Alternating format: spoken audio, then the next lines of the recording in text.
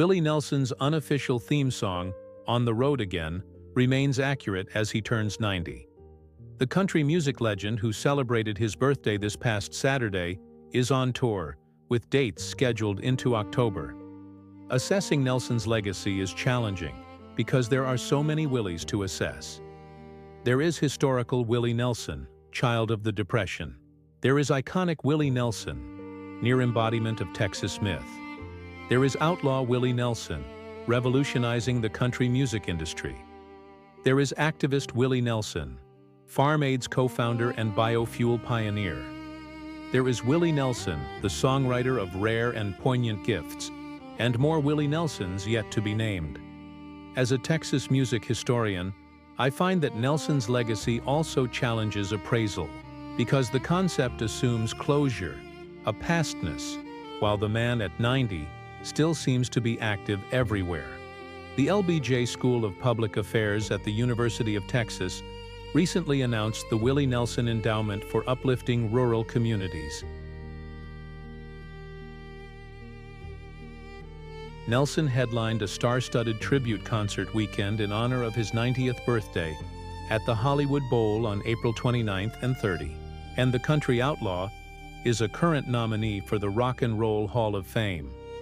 While Nelson's story is vast, it can be distilled down to this. He sprang from the Texas cotton fields and earned his spurs in the state's dance halls before becoming one of Nashville's signature songwriters in the 1960s.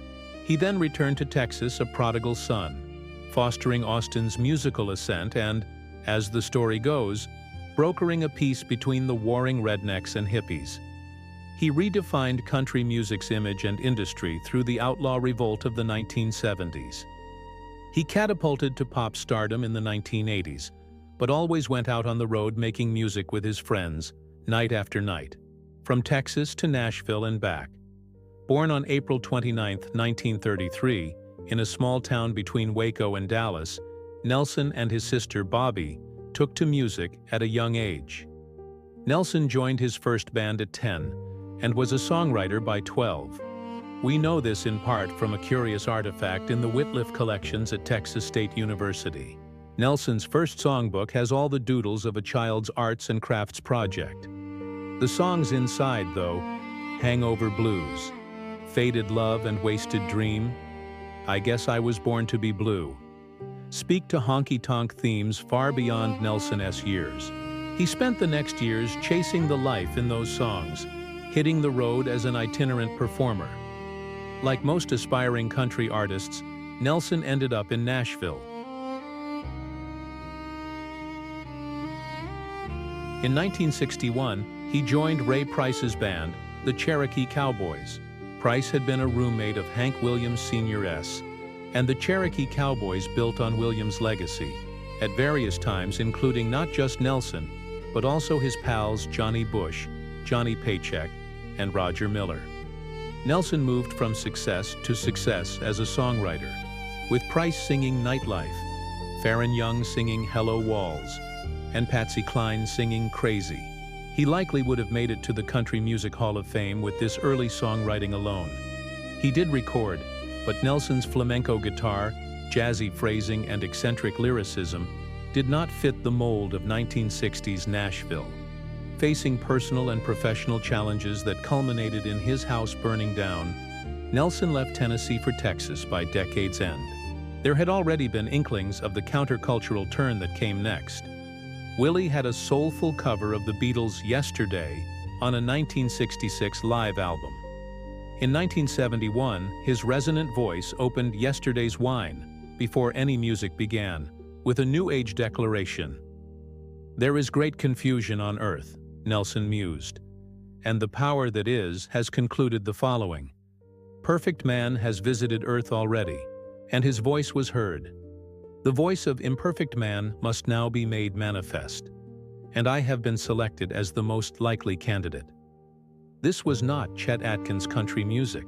The qualities that made this imperfect man a Nashville outsider transformed him into the most prominent symbol for a new cosmic cowboy style that was coming together in Austin venues like the Armadillo World Headquarters and events like Nelson own annual 4th of July picnic, which is scheduled for its 50th anniversary this July 4th. Willie Nelson's classic band came into shape while gigging in Texas with Sister Bobby on piano, Mickey Raphael on harmonica, B. Spears on bass, Jody Payne on guitar, and Paul English on drums.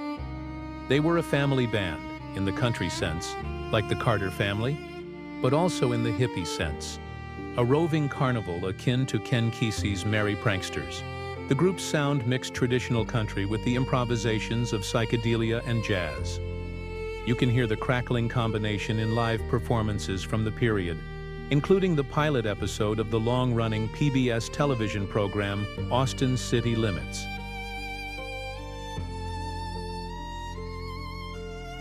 Rise of the Outlaws. Nelson's albums from the 1970s blazed new paths for country music. Nelson secured complete creative control for his album Red-Headed Stranger, released in 1975, and its success struck a blow in support of artists' independence from the constraints of the country music industry in Nashville, a rebellion that took further root with Wanted, The Outlaws the following year. That album, a collaboration with Tom Paul Glaser, Jesse Coulter, and frequent partner Waylon Jennings, named a movement. Nelson's band performed on the pilot episode of Austin City Limits on October 17, 1974. Outlaw Country was in part a marketing move for country artists who wore their hair long, leaned into rock's grit, or wore biker leather. On another level, though, Nelson and Jennings lodged a successful critique of industry practices for country artists who wanted to use their own bands in the studio, have a greater say in the material they recorded, and be regarded as serious artists rather than simply the label's hired help.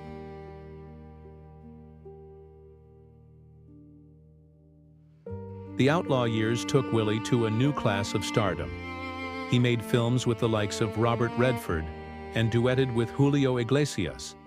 There were twists in the path, though. In 1990, the outlaw image turned literal in a high-profile dust-up with the IRS. The loss of his son Billy the next year was a much more harrowing setback. Through it all, he kept on the road, kept recording, and stuck with family, community, and song. Advocate and elder statesman. It was, perhaps, these ups and downs that made Nelson a prominent advocate for others. He held the door open for the sorts of folks who had traditionally had a hard time breaking into country music. He has consistently showcased artists and issues from just outside the bounds of traditional country, from early support for black artist Charlie Pride and benefits for the United Farm Workers in the 1970s, to his cover of the gay-themed Cowboys Are Frequently Secretly Fond of Each Other in 2006.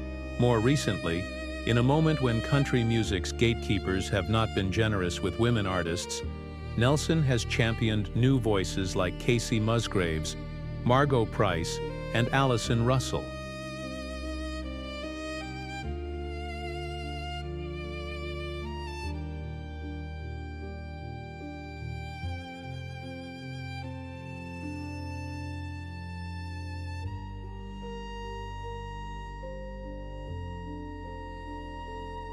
Nelson has been an elder statesman for a very long time, but he has chosen to stay in the thick of things even as the wheels on the bus begin to slow. Members of the family band that traveled so many miles with him have been exiting the stage of late. B. Spears died in 2011, Jody Payne in 2013, Paul English in 2020, and Sister Bobby in 2022. Nelson's sons Lucas and Micah have often joined the band in the meantime, as has Paul's brother Billy English. Things change, seasons pass, but there is continuity too in Nelson's world. He reminds us that eccentricity is among the most traditional of country music's verities. In a single concert, the joking wink to mortality of "Roll me up and smoke me when I die" can share the set with a rousing gospel closer. Nelson singing "Will the Circle Be Unbroken?" or "I'll Fly Away" as he points skyward, imploring the audience to join in on what he calls the big finish. If you love, don't forget like and subscribe my channel. Thank you. See you next time.